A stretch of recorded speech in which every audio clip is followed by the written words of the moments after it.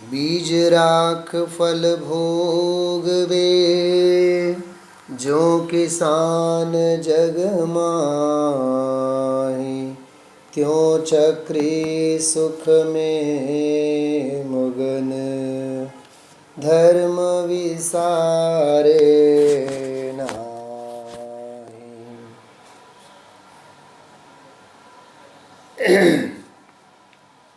वैराग्य भावना जिनेन्द्र अर्चना में पृष्ठ नंबर 258, 258 पेज नंबर। मंगलाचरण पढ़ते हैं और छंद नंबर 2 से लेकर के 7 तक पाठ करेंगे। हम आप लोगों ने 2, 3, 4 और 5 4 छंदों का स्वाध्याय किया है। छठे और 7वें के आधार से थोड़ी विशेष चर्चा हम आप लोग लेंगे। पहले तो हम आप लोग सभी पाठ करते हैं। देखिए आप, यह विधि राज करे नर नायक, भोगे पुण्य विशाला। सुख सागर में रमत निरंतर, जातन जान्यो काला। एक दिवस शुभ कर्म संयोगे, क्षेमंकर मुनि वंदे। देखे श्री गुरु के पद पंकज, लोचन अलियानंदे। 3 प्रदक्षिणा दे शिर नायो, कर पूजा थुति कीनी। साधु समीप विनय कर बैठ्यो, चरणन में दिठि दीनी। गुरुपदेशो धर्म शिरोमणि, सुन राजा वैरागे। राज रमावनितादिक जे रस, तेरस बेरस लागे। मुनि सूरज कथनी किरणावली, लगत भरम बुद्धि भागी। भवतन भोग स्वरूप विचार्यो, परम धर्म अनुरागी। यह संसार महावन भीतर, भ्रमते ओरन आवे। जामन मरण जरा दव दाजे, जीव महादुख पावे। कबहू जाय नरक थिति भुंजे, छेदन भेदन भारी। कबहू पशु न पर जाय धरे, जतः वध बंधन भयकारी। सुरगति में पर संपत्ति देखे, राग उदय दुख होई।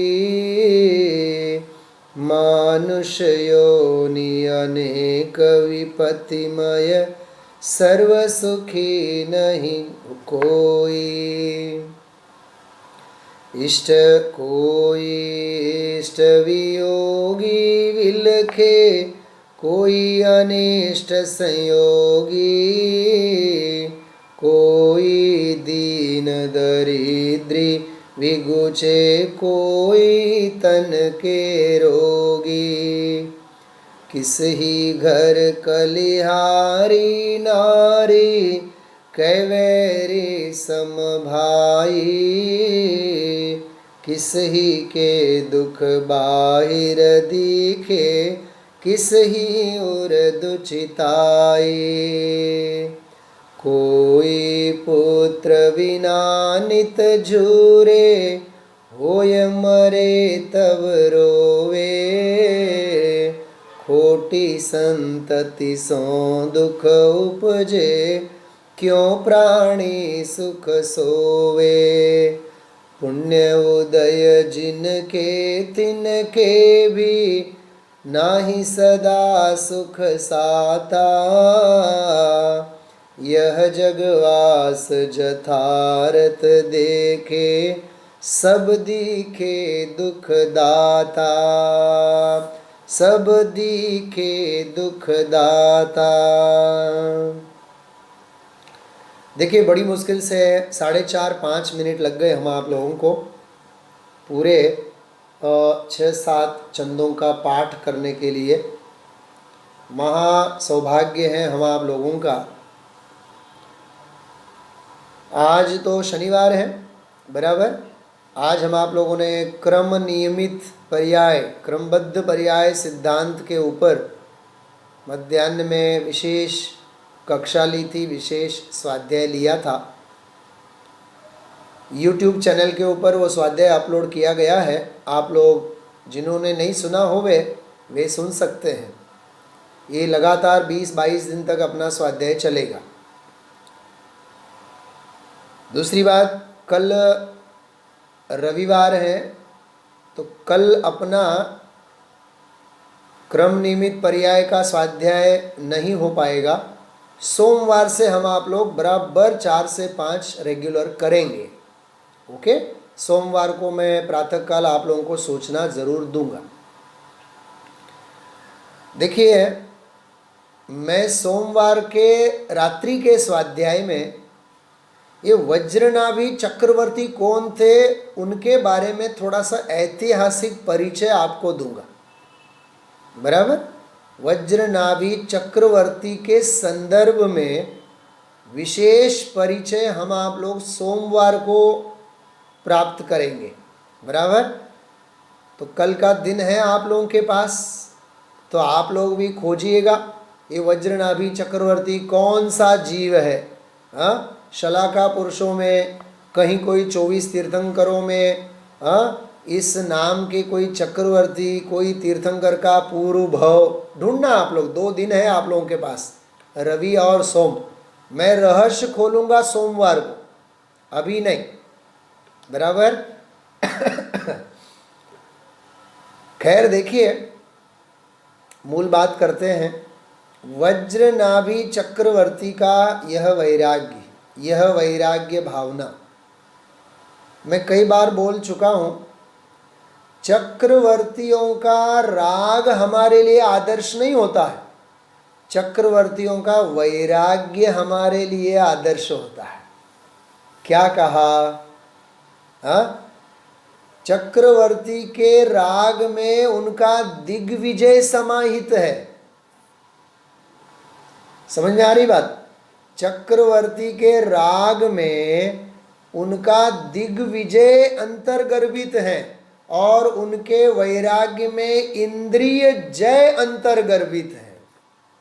हाँ, और एक वाक्य हम आप लोग पंडित जी साहब का बोला करते हैं, आत्म कल्याण करना होवे, आत्म दर्शन करना होवे। जिसे आत्म कल्याण करना होता है उसे दिग्विजय की नहीं, इंद्रिय विजय की आवश्यकता है। समय सार 31, 32, 33 नंबर की गाथा समझाणु काइक समझाणु। दिग्विजय की आवश्यकता नहीं है, इंद्रिय जयी होने की आवश्यकता है। और सरल शब्दों में कहूं, जैन बनने की आवश्यकता है। क्या कहा? तो हम आप लोग तो सभी जैन तो है ही ना? नहीं, जिनवानी ना कहती हैं। जैन को ने केवाय बोलो बाळक। પાઠશાળાના બાળકને આપણે પૂછીએ, જૈન કોને કહેવાય? जिन आज्ञा ने जे माने छे ते जैन। क्या कहा? जिन आज्ञा को जो माने उसे जैन कहते हैं। आपण एक होलसेल व्याख्या है, होलसेल समुच्चय व्याख्या है। हूँ थोड़ुंक रिटेल व्याख्या करूँ, रिटेल डेफिनेशन। જે જેટલા અંશે જીન આજ્ઞાને માને તે તેટલા અંશે જૈન। हाँ तो भाई बहुत विचित्र बात हो गई। जो जितने परसेंटेज में जिनेंद्र भगवान की आज्ञा को मानता है वह उतने परसेंटेज में जैन है। क्या मतलब है? सुनो, मैं उदाहरण देके बताता हूं कि मंदिर आए, गुरुजी मंदिर आए और मंदिर में आने, ओहो भगवान आत्मा, कोई किसी का नहीं, तू समझ गड़े विचार पा करुणी पाही, ओहो वैराग वैराग वैराग वैराग, कोई कोई नो નથી, कोई कोई नो નથી, બધા ધુતારાઓની ટોળી છે, सब स्वार्थ के हैं भीरी। अरे भाई, जिसके क्या कहा, जिस शरीर की ममता में हम मरे जा रहे होते हैं वो शरीर ही हमारा नहीं है, कौन क्या हमारा कर सकता है। ये मंदिर की चार दीवाली में बैठ करके हम आप लोग चर्चा करते हैं, भगवान भगवान भगवान। तमे तो अकर्ता छो, तमे आप तो अकर्ता हैं, आप हमारा करते कुछ थोड़ी न है, आप तो ज्ञाता है, ऐसे समय सार में लिखा हुआ है। हमारे गुरुदेव श्री ऐसे ही फरमाते थे, भगवान तो हमारे अकर्ता है। सहजानंद वर्णी जी ने तो लिखा है, जो मैं हूँ वह है भगवान, जो वे है मैं हूँ भगवान।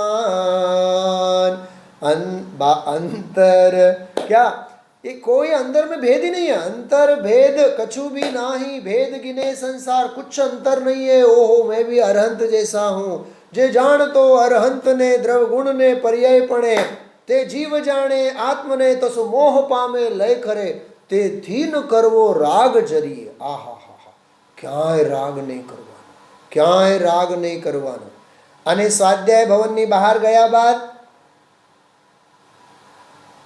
अच्छा हजी गाड़ी लईने आव्या छो, स्कूटर लईने आव्या छो? अरे स्कूटर कई अमे हलावीए, अमे तो मोटा माणसो कहेवाय, अमे तो गाड़ी लईने आव्या छे, नवी लीधी, हमणा दशेराए ज नवी लीधी, 4 व्हीलर 4 बंगड़ी वाली। हाँ, स्वाध्याय भवन के बाहर आने के बाद वह वैराग्य और वीतरागता की कथा, वस्तु स्वातंत्र की कथा सब भाव बन के उड़ जाती है। गुरुदेव श्री ने कहते हैं, अमारा वेवाई तो बहु सुखी। हाँ, राजकोट ना सुना, अहमदाबाद नो जमाई केटला सुखी, बहु सुखी। केम? केम के एनी पासे गाड़ी छे, घोड़ा छे। देखो, परमाणु परमाणु की स्वतंत्रता, अशरीरी आत्मा और कारण शुद्ध पर्याय की चर्चा करने वाले हम जैसे जीवों की एक कथा है, ये दुर्दशा है। स्वाध्याय भवन के बाहर जाने के बाद मापदंड हमारा पैसों से होता है, जिसके पास जितना पैसा, जिसके पास जितनी सत्ता, जितनी बड़ी गाड़ी वह उतना बड़ा, सारा मापदंड पैसों से करते हैं हम आप लोग। हाँ, इसलिए इस चक्रवर्ती के वैभव को देख करके विचार आने चाहिए, भाई नरक में तो कहीं सुख है ही नहीं, स्वर्ग में भी कहीं सुख है ही नहीं, पशु गति में भी कहीं सुख नहीं है। ये प्रकरण आया था 5वें छंद में, कबहू जाय नरक तिथि भुंजे। अरे मैं नरक की स्थिति में जाकर के सागरोपम काल तक मैंने दुख भोगे, छेदन भेदन भारी। हाँ, सेमर तरु दल जुत असी पत्र, हाँ असी जो कहे। हाँ, छड़ाला देखो क्या कहा मैंने, सेमर तरु के वृक्ष छाया के लोभ से जीव जाकर के नीचे बैठे, ऊपर से पत्ता गिरे और पत्ते गिरने से अंगोपांग सारे टुकड़े टुकड़े हो जाए। प्यास लगी होवे वैतरणी नदी में जाए, प्यास लगी होवे और वैतरणी नदी में प्रवेश करे, वहां एक बूंद जल की न मिले, 3 लोग का अनाज खाए तब भी एक अन्न का अनाज का दाना नहीं मिले, और फिर भी जीव मरे नहीं, एटलीस्ट 10,000 साल तक तो उसे दुख भोगने हैं और भोगने हैं। समझ में आ रही बातें मैं क्या कह रहा हूं? इन 2 छंदों में छड़ाला की पहली ढाल है। क्या कहा मैंने? अब छड़ाला की पहली ढाल पढ़ी होवे तो ये पंक्तियां समझ में आ जाए, और नहीं भी पढ़ी होवे तो इन पंक्तियों को समझने के बाद छड़ाला की पहली ढाल पढ़ने की प्रेरणा मिल जाए। हाँ, ये भी नहीं समझना है और छड़ाला भी नहीं पढ़नी है तो उनके लिए तो भगवान ही शरण है। 2-4 घंटे तो स्वाध्याय करना चाहिए। 3 लोक को नाज जुखाए, बोलो, मिटे न भूख कणान लहाय। 3 लोक की अनाज खावे तब भी भूख नहीं मिटे, फिर भी अन्न का दाना नहीं मिले। सिंधु नीर ते प्यास न जाए। कहीं मिला आप लोगों को? अच्छा, आज तो हमें कहने की भी आवश्यकता नहीं पड़ी। अरे एक ही पेज पलटो, वही है तुरंत, एक पेज के बाद तुरंत है। छड़ाला में क्या है भाई? अभ्यास अभ्यास अभ्यास होना चाहिए।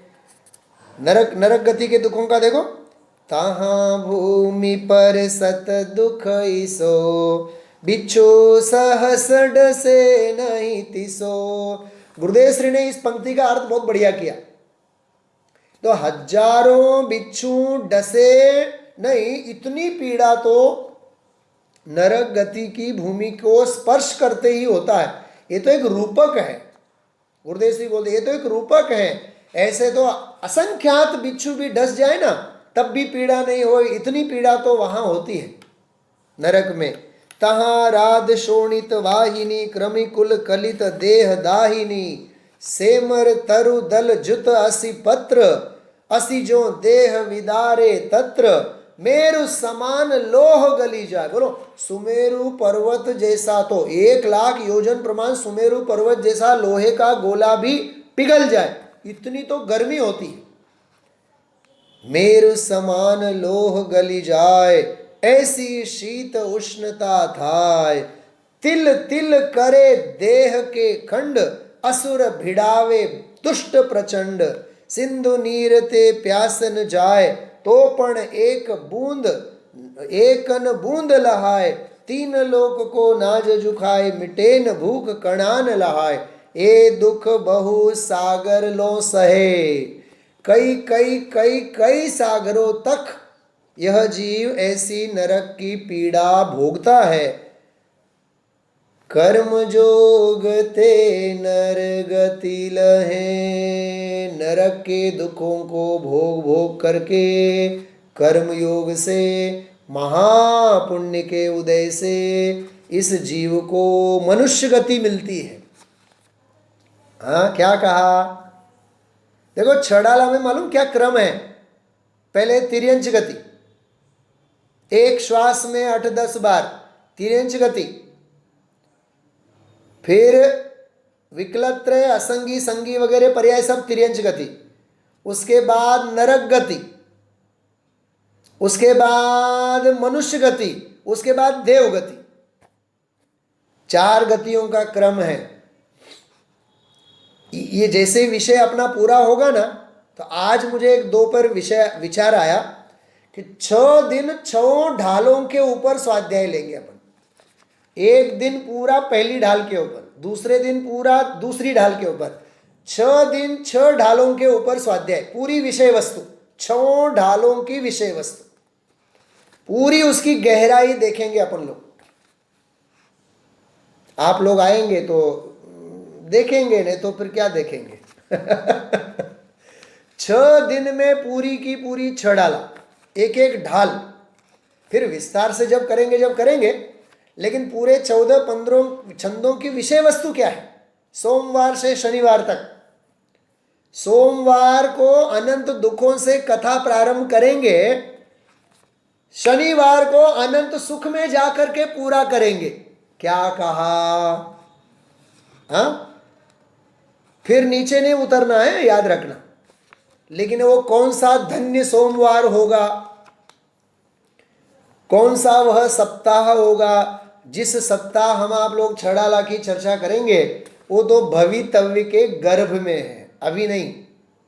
हाँ, वो भवितव्य के गर्भ में है, अभी तो इसका आनंद ले रहे हैं अपन लोग। हाँ, तो ये नरक गति के दुखों की बात थोड़ा सा आप लोग सभी मोक्ष मार्ग प्रकाशक के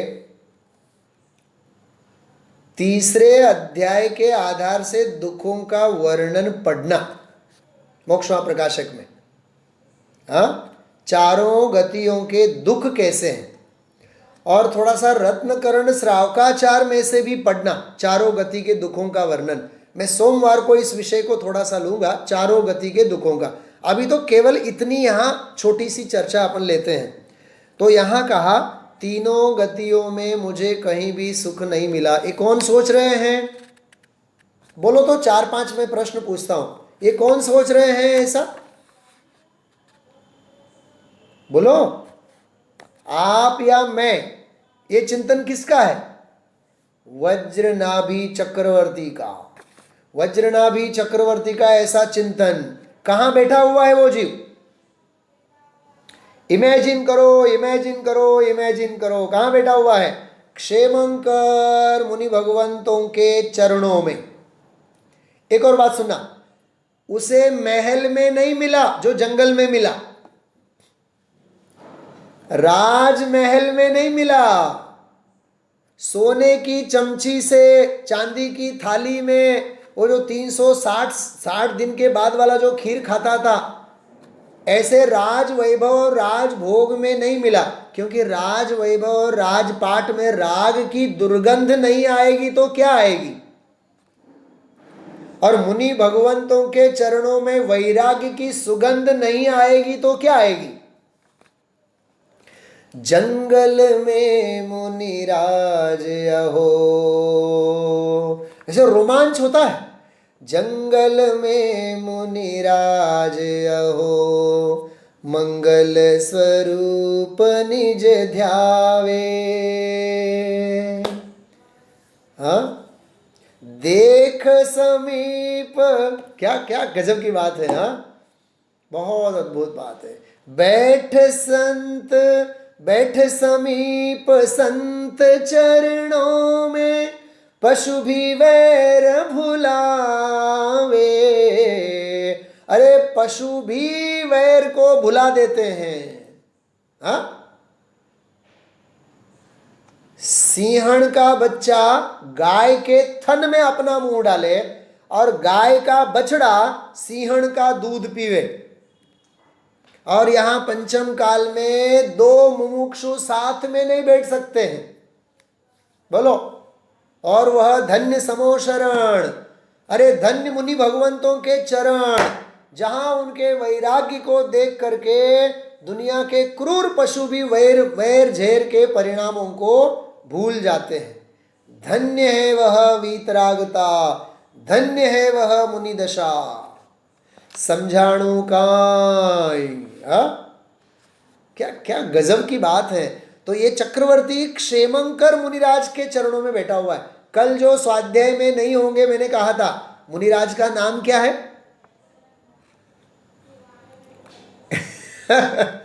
क्या मैंने कल कहा था? वज्रनाभि चक्रवर्ती जो बैठे हैं जिन मुनि भगवंतों के चरणों में, उनका शुभ नाम क्या है? What is your good name?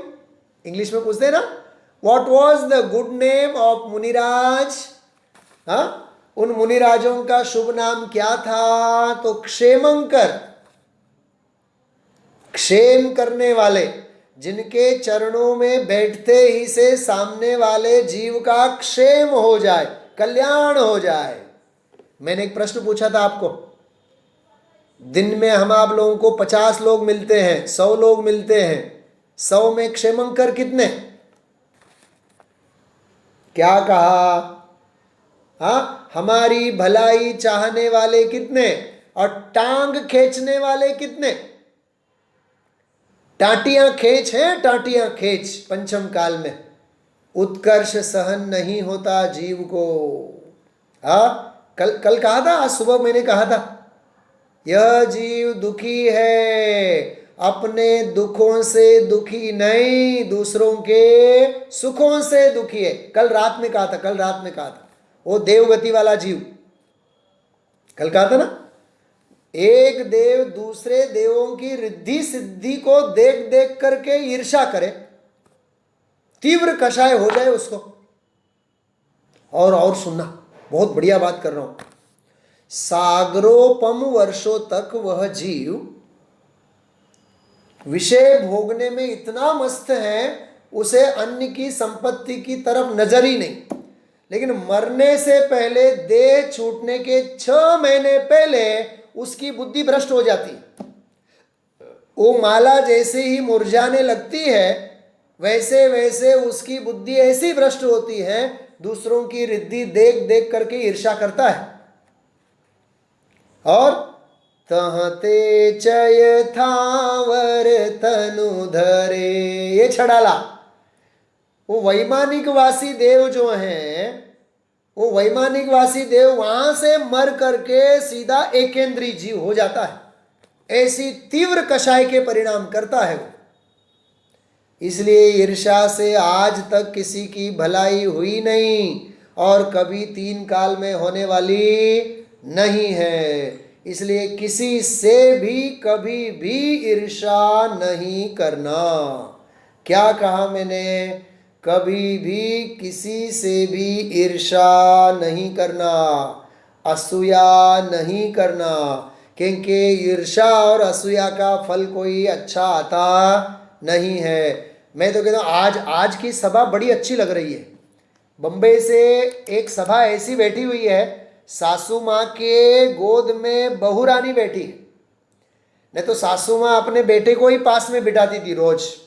आज न जाने कैसा प्यार उमड़ गया कि अपनी बहू रानी को, पुत्र वधू को पास में बिठाया। आज की मुझे अच्छा लगा आज। हाँ, वो बहू नहीं है, वो बेटी ही है, यही कह रहे ना आप? हाँ, वो पुत्र वधू नहीं है, बेटी है, बेटी। हाँ, वात्सल्य होना चाहिए, साधर्मी वात्सल्य होना चाहिए। कैसा कैसा काल आ गया है, भाई भाई को सहन नहीं कर सकता है। कमलेश भाई, हाँ, भाई भाई ने सहन न करे, साधर्मी साधर्मी ने सहन न करे। श्वानवत गुरगुरायते, संस्कृत में एक श्लोक है। हाँ, श्वानवत गुरगुरायते, कुत्ते की भांति एक दूसरों के प्रति ईर्षा, द्वेष, भौंकना भौंकना। हाँ, वो मैंने कहानी सुनाई थी आपको, एक छोटी सी कहानी। हाँ, राजा भोज के वहां 2 विद्वान आए, दोनों आपस में ईर्ष्या करते थे। तो एक को सबसे पहले बुलाया, दोनों को डाइनिंग टेबल के ऊपर थालियां लगाई थी। एक के लिए रखा चना, एक के लिए रखा चना खाने के लिए, और एक के लिए रखा घास। तो चने की थाली जहां थी, वो आकर के विद्वान बैठा। तो बोले कि यार पंडित जी का ये कोई सम्मान है, विद्वान के लिए चने खिलाओगे? तो बोलते मैंने नहीं खिलाया। ये वो बोला, दूसरा जो पंडित है ना विद्वान, वो ये कह रहा था तुम तो घोड़े जैसे हो, तो घोड़ा तो चना ही खाता है, तो तुम्हारे लिए चने की व्यवस्था मैंने की है। अच्छा, वहां घास क्यों की है? तो बोले कि तुमने कहा था ना वो वाला जो है वो गधा जैसा है, गधे को तो घास ही अच्छा लगता है, इसलिए एक के लिए घास और एक के लिए चना। तो राजा भोज ने कहा, ऐसा जवाब तो दोनों विद्वान बोले, आप लोग हमें गधा और घोड़ा समझते हो। तो राजा भोज ने कहा, हम नहीं समझते हैं, तुम लोग आपस में समझते हो। पहले तुम लोग अच्छे बनो, सच्चे बनो, इंसान बनो, विद्वान बनो, फिर आप यहां हमारे पास आओ। क्या क्या स्थिति है पंचम काल में भाई। हम अपने दुखों से इतने दुखी नहीं है जितने कि दूसरों के सुखों से हैं। हाँ, हम अपने सुखों से सुखी नहीं है, दूसरों के दुखों से सुखी है। क्या कहा? बाजू वाले को कोरोना हो गया तो अपने को अच्छा लगता है, लेकिन उसके वहां आज हुआ कल तेरे यहां होगा। दूसरों के दुखों को देख देख कर खुश होने की जरूरत नहीं। हाँ, ये वैशाली जी जब कॉलेज में पढ़ती थी ना, मंदा काकू, आपको पता है, बहुत बढ़िया स्टोरी है इनकी, मुझे विवेक जी ने कहा था। एक कॉलेज में पढ़ती थी तो मेरे ख्याल से नाइन्थ स्टैंडर्ड में एक विषय में फेल हो गई, तो पप्पा ने बहुत डांटा, बहुत डांटा। बोले कि लाख लाख रुपए के खर्चा करते हैं ट्यूशन में और तुम तो फेल हो गई। बोले पप्पा मैं अकेली फेल नहीं हुई, मेरे क्लास में और 10 स्टूडेंट्स फेल हुए हैं। तो मैं पूछता हूं वैशाली जी से, आप फेल हुई हैं इसका दुख नहीं आपको, आपके साथ साथ बाकी के भी फेल हुए हैं इसका सुख है। दूसरों के दुखों में हम सुखी होते हैं। समझाणु का, ये तो मैं उदाहरण दे रहा हूं, केवल एग्जाम्पल है, ये केवल एग्जाम्पल है। ये हम लोग कॉलेज में अगर उदाहरण दिया करते हैं तो बच्चों को मजा आता है। हा? दूसरों के गाड़ी की हवा निकल जाती है तो अपने को आनंद आता है। हा? सीढ़ियां उतरते उतरते सामने वाला गिर जाता है तो हाथ लंबा करके उनको मदद करने वाले कितने, और दांत निकालने वाले कितने, उनके ऊपर हंसने वाले कितने, बताओ। एक मुसलमान कवि है रहीम, रहीम कवि है, नाम सुना आप लोगों ने? रहीम दास, कबीर दास, ऐसे रहीम कई कवि हुए।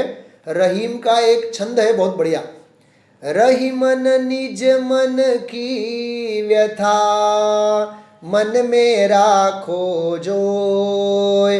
मन की व्यथा को मन में ही रखना, सुन इटले ही लेत है बाटिन ले ही कोय।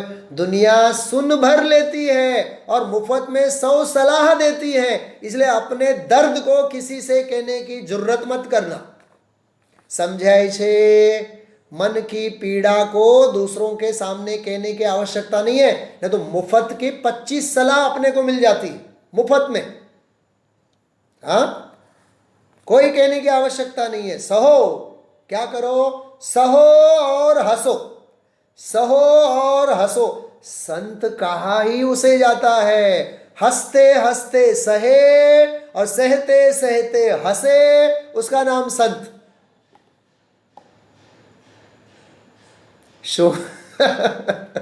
समझाणु का क्या कहा? दुखों को परिशहों को हंसते हंसते सहे, सहते सहते हंसे।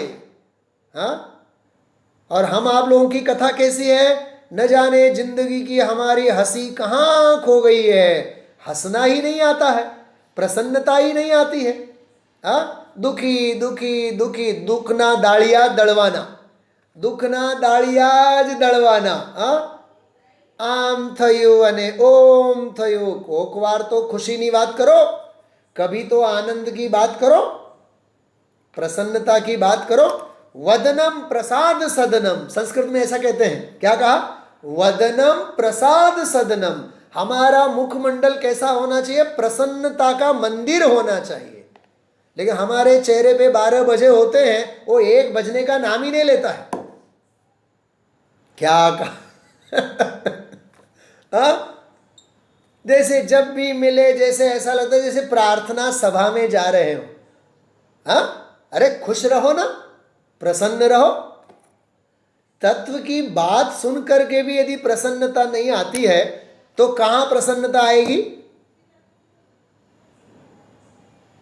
धन्य धन्य जिन वाणी माता शरण तुम्हारी आए। अरे खुशी मनाओ। दिवाली जिंदगी में एक बार नहीं मनानी होती है, रोज दिवाली मनानी होती है। होली तो रोज मन ही रही है, होली तो रोज मन ही रही है। वो है ना साउथ इंडिया में, महाराष्ट्र में पता नहीं मुझे, महाराष्ट्र में वो होली आती है ना, होली, वो ऐसा करते हैं। होली में, होली के त्योहार में वो ऐसा चिल्लाते हैं, चीखते हैं, गाली दे दे करके। अरे जिंदगी में होली तो मन ही रही है, अब तो दिवाली मनाने के दिन है। रोज दिवाली मनाओ, रोज दिवाली मनाओ। बोलो क्रम नियमित पर्याय सुनने के बाद गार्डन गार्डन हुआ कि नहीं? हाँ, अभी बाग बाग होना बाकी है, वृंदावन तो होना अभी बाकी है। हाँ, प्रसन्न होना चाहिए, प्रसन्न होना चाहिए। लेकिन वज्रनाभि चक्रवर्ती सोच रहे हैं मनुष्य गति में भी कहीं दुख नहीं, सुख नहीं है। मैंने 2 ग्रंथों के नाम दिए थे आप लोगों को, याद रहेगा, भूलेंगे? रत्नकर्ण श्रावकाचार और मोक्षमा प्रकाशक। इन दोनों में से चारों गति के दुखों का प्रकरण आप लोग पढ़िए। यहां तो एक एक पंक्ति में लिखा हुआ है। हाँ, छड़ाला में भी बहुत संक्षेप में है। देखिए आप, मनुष्य गति के दुखों का वर्णन देखो आप। कोई इष्ट वियोगी विल के, अरे इष्ट के वियोग में आर्त ध्यान करने वाली दुनिया कैसी। हाँ, दुकान लुट गई, पैसे लुट गए, बैंक लुट गया, इष्ट के वियोग में। हाँ, पति मर गए, पत्नी मर गई, बच्चे मर गए, बारिश आ गई और घर ढह गया।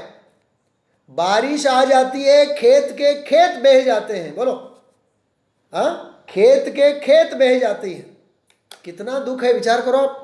कोई इष्ट वियोगी विलखे, कोई अनिष्ट संयोगी। मनुष्य गति में कोई तो इष्ट के वियोग में दुखी है, आजीविका नहीं है। बोलो, बेटा मानता नहीं है।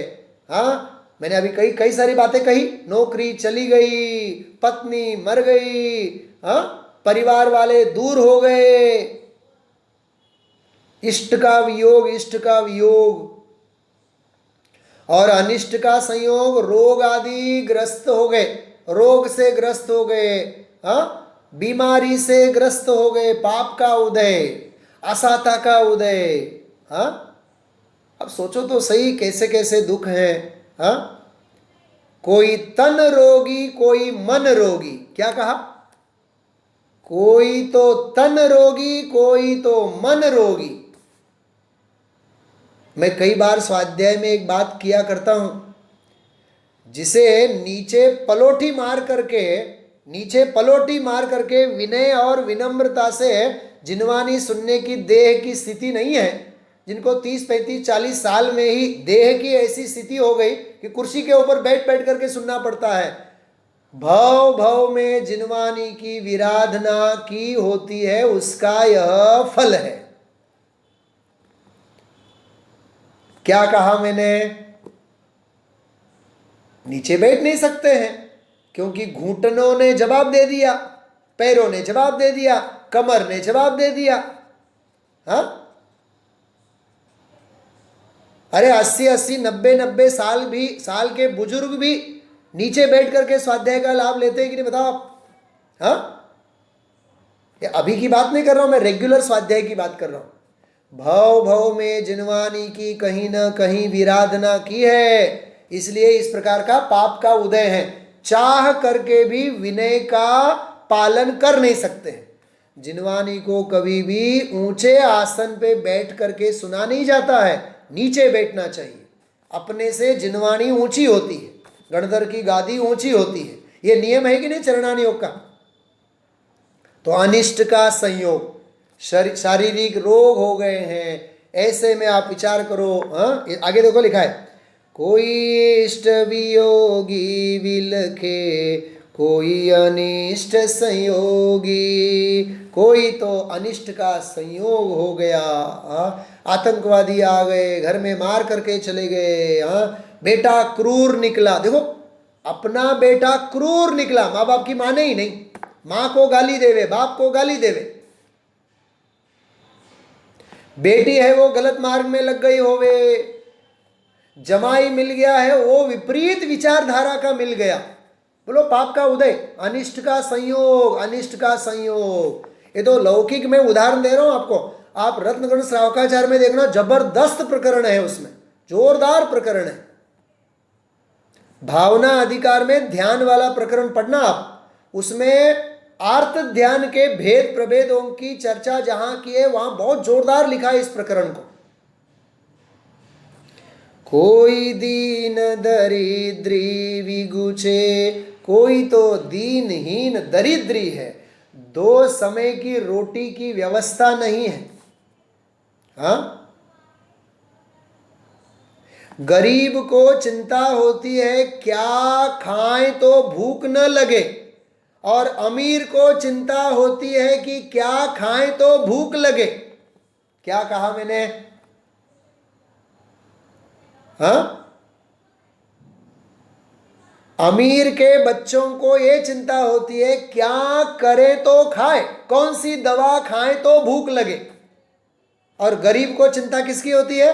कौन सी दवा खाएं तो भूख न लगे। क्या गजब की विचित्रता है संसार की। कोई दीन दरिद्री विगुचे, कोई तन के रोगी, सारी जिंदगी बीमारी बीमारी बीमारी बीमारी। डायबिटीज एक बार घर कर जाए सारी जिंदगी डायबिटीज। कैंसर एक बार हो जाए तो लेकर के ही डूबे। हाँ, कोरोना के काल में, कोरोना की महामारी में लाखों गए कि नहीं जान? लाखों। पूरे विश्व की बात कर रहा हूं मैं, पूरे वर्ल्ड की बात कर रहा हूं। अभी एक महाराष्ट्र में बनाव बना, महाराष्ट्र में मैंने कहा था आप लोगों को। हाँ, 70 साल के पिताजी, रिटायर्ड टीचर, उनको कोरोना हो गया। उनका इन्फेक्शन केवल 42 ईयर्स ओल्ड, 42 साल का बेटा, वो देखने आया था पूना से, पूना में इंजीनियर बहुत अच्छा, उसको इन्फेक्शन हो गया, बेटा मर गया और बाप जिंदा है। 70 साल का बाप जिंदा है और 40-42 साल का बेटा मर गया, गुजर गया, और 2 बच्चे हैं, 2 साल 3 साल 4 साल के जो भी हैं वो। ये है संसार का स्वरूप। हाँ, सोचो भाई। हाँ, हमें स्वस्थ परिवार तो मिला है। क्या कहा मैंने? स्वस्थ परिवार तो मिला है। अपना बेटा मानता तो है, अपनी बेटी मानती तो है, पुत्र वधू बेटी की तरह तो है। अनुकूलता कोई कम है? और ऐसी अनुकूलता में भी यदि आत्म कल्याण हम नहीं करेंगे तो तत्वसार की भाषा में उस जैसा दुर्भाग्यशाली कोई नहीं होगा। हाँ? कोई दीन दरिद्री विगुचे, कोई तन के रोगी। बोलो, कोई धन का रोगी है तो कोई तन का रोगी है। हाँ, किस ही घर कलिहारी नारी, नारी तो है, स्त्री तो है, लेकिन स्त्री कैसी है? कलिहारी, व्यभिचारिणी स्त्री है। व्यभिचारी स्त्री है, व्यभिचारी, विषय भोगों में मस्त है, उसे दुनियादारी का रस है, 7 व्यसनों में, 5 पापों में पड़ी रहती है, विषय भोगों में ही मस्त है, धर्म कर्म का कोई लेना देना नहीं है। भाई, ऐसी कलिहारी नारी, कितना पाप का उदय। बोलो आप। हाँ, कै वैरी सम भाई, और भाई होवे तो कैसा? वैरी तैसा, कोई बात में नहीं माने। हाँ, 2 भाई होवे तो माँ बाप के गहने तो चाहिए, माँ बाप नहीं चाहिए। हाँ, और कैसा पागलपन। माँ के पास मंगलसूत्र होवे ना, बाप तो मर गया, बाप माँ के पास मंगलसूत्र होवे तो मंगलसूत्र ले लेवे और उसका आधा आधा हिस्सा दोनों भाई बांट लेते हैं। कैसी विचित्रता है संसार की। हाँ, 2 सोने की बंगड़ी होवे तो एक बंगड़ी बड़ा भाई लेवे, एक बंगड़ी छोटा भाई लेवे, एक बंगड़ी जेठानी, एक बंगड़ी देरानी देवरानी लेवे। संपत्ति में भाग तो सबको करना है, सुख दुख में भाग किसी को नहीं करना है। ये संसार का स्वरूप है। कै वैरी सम भाई, ऐसे वैरी जैसे भाई, किस ही के दुख बाहिर दिखे, किसी के दुख तो बाहर दिखते हैं, और किस ही उर दुचिताई, दिल ही दिल में उनके दुख बने रहते हैं। हाँ, अंदर ही अंदर, अंदर ही अंदर, अंदर ही अंदर आत्मा को खा जाती है। पीड़ा कही नहीं जाती, पीड़ा सही नहीं जाती। हाँ, कहवातुंय નથી, सहवातुंय નથી, ऐसी स्थिति है। ये वज्रनाभि चक्रवर्ती सोच रहे हैं, याद रखना आप, ये वज्रनाभि चक्रवर्ती का चिंतन है। कोई पुत्र विना नित झूरे, अरे पुत्र नहीं है, संतान नहीं है तो दुखी है, निस्संतान है तो दुखी है। गुरुदेव श्री एक उदाहरण देते थे, પોતાના છોકરા ન હોય તો અનાથ આશ્રમમાંથી ઉપાડીને લઈ આવે, पाड़ोसीना छोकराने हाचवे, ऐसा बोलते थे गुरुदेव श्री। पाड़ोस के बच्चों को ये संभाले। जैसे होता है ना, आजकल अपन लोग देखते हैं, अपने घर में लड़की न होवे तो बाजू की लड़की को बिल्कुल अपने घर जैसे रखते हैं। निस्संतान होवे तो दुखी, हाँ, होय मरे तब रोवे, और होवे लेकिन वो अकेला लड़का मर जाए, बोलो तब तो रोना ही रोना है, सारी जिंदगी रोना है। खोटी संतति सो दुख उपजे, और होवे लेकिन खोटी संतति होवे तो भी दुखी, न होवे तो भी दुखी, गलत रास्ते पे होवे तो भी दुखी, और मर जाए तो भी दुखी। कैसी विचित्रता संसार की। क्यों प्राणी सुख सोवे, क्यों प्राणी सुख से सो सकता है। वज्रनाभि चक्रवर्ती इस प्रकार से चारों गति के दुखों का चिंतन कर रहे हैं। अब देखो बहुत मार्मिक पंक्ति, पुण्य उदय जिनके तिनके भी नाही सदा सुख साता, जिनका पुण्य का उदय है उनके जीवन में भी साता हमेशा नहीं रहती है। सोमवार अच्छा चला जाता है तो मंगलवार बिगड़ता है, हाँ? शनिवार अच्छा चला जाता है तो रविवार आपत्ति आ जाती है, हाँ?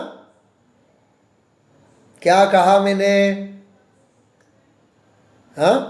ये ना स्कूल के टीचर लोग जो होते हैं, स्कूल के टीचर, वो हम लोग भी मजाक करते हैं कि धोधमार बारिश आने लगे, समझो सोमवार मंगलवार बुधवार, तो अपन भावना बातें हैं शनिवार है और रविवार को आना चाहिए, हाँ, सोमवार मंगलवार को आना चाहिए ताकि स्कूल जाने से छुट्टी, हाँ, रविवार को नहीं आना चाहिए ताकि हम घूम सके। कैसी कैसी इच्छा होती है, विचार तो करो, कैसी कैसी भावना करते हैं अपन लोग, हाँ। पुण्य उदय जिनके तिनके भी, अरे जिनका पुण्य का उदय है, हाँ, नींद की गोली लेने से भी नींद नहीं आती है, क्योंकि पैसों से गद्दा खरीदा जा सकता है, नींद तो नहीं ना, हाँ। पैसों से वो जापानी वाला गद्दा कौन सा हो, 1 लाख रुपए का होता है, कौन सा हो, 1-1.5 लाख का, हाँ, जापानीज वाला गद्दा, वो गद्दा तो खरीद सकते हैं लेकिन नींद तो नहीं खरीद सकते भाई साहब। पुण्य उदय जिनके तिनके भी ना ही सदा सुख साता, हमेशा उनके भी सुख साता हो नहीं सकते हैं। यह जगवास जतारत देखे, यथार्थ दृष्टि से यदि देखा जाए, परमार्थ दृष्टि से यदि देखा जाए, तो पुस्तक में देखो आप लोग क्या लिखा है, सब दिखे दुख दाता, सभी दुख ही दुख देने वाले हैं। परमार्थ दृष्टि से देखा जाए तो संसार में कहीं भी किसी भी प्रकार के संयोगों में सुख नहीं है। इस प्रकार का चिंतन वज्रनाभि चक्रवर्ती कर रहे हैं। मैंने केवल मूल काव्य के आधार से ही चर्चा मैंने की है अभी तक। सोमवार को हम आप लोग मोक्षमा प्रकाशक, रत्नकरण श्रावकाचार, इन ग्रंथों के आधार से चारों गति के दुखों से संबंधित थोड़ी थोड़ी चर्चा करेंगे, बराबर। फिर आगे अपन लोग बढ़ेंगे, बराबर। इसी के साथ अभी विराम लेते हैं, समय हो गया है। और बहुत बहुत प्रसन्नता की बात है, ऐसे ऐसे सुंदर विषयों की चर्चा हम आप लोग कर रहे हैं। कल प्रातःकाल गुरुदेव श्री के प्रवचन के बाद मैंने आज ही आज पीडीएफ आप लोगों को भेज दिया है। पीडीएफ आप लोग अपने पास रखना। आराधना सार स्वाध्याय ग्रुप के ऊपर भी मैंने भेज दिया है। हाँ, निर्माण समिति के ऊपर भी भेज दिया है, देख लेना आप लोग। आराधना सार देवसेन आचार्य की अपूर्व रचना है। आराधना सार 25-25 गाथाओं का हम आप लोग समरी भावार्थ परक गाथा पाठ का स्वाध्याय करेंगे, जिससे कि पूरा का पूरा ग्रंथ हम आप लोगों को आत्मसात हो सके। ये 9 से पौने 10 बजे तक हम आप लोग इसका पाठ स्वाध्याय विशेष करेंगे। और क्रम नियमित पर्याय का जो स्वाध्याय आज हम आप लोगों ने जैसे लिया था, कल सांस्कृतिक कार्यक्रम जो भी है उसके हिसाब से हम आप लोग कल लाभ नहीं ले पाएंगे दोपहर, परसों से फिर बराबर अपना क्रम चलेगा। ओके, चलिए मिलते हैं। माँ जिनवाणी की वंदना करते हैं, हाथ जोड़ें। जावाणी के ज्ञान ते सूझे लोकालोक, सोवाणी मस्तक नमो सदा देत हूँ ढोक। बोले द्वादशांग जिनवाणी माता की जय हो। बोले परमोपकारी सद्गुरुदेव की जय हो।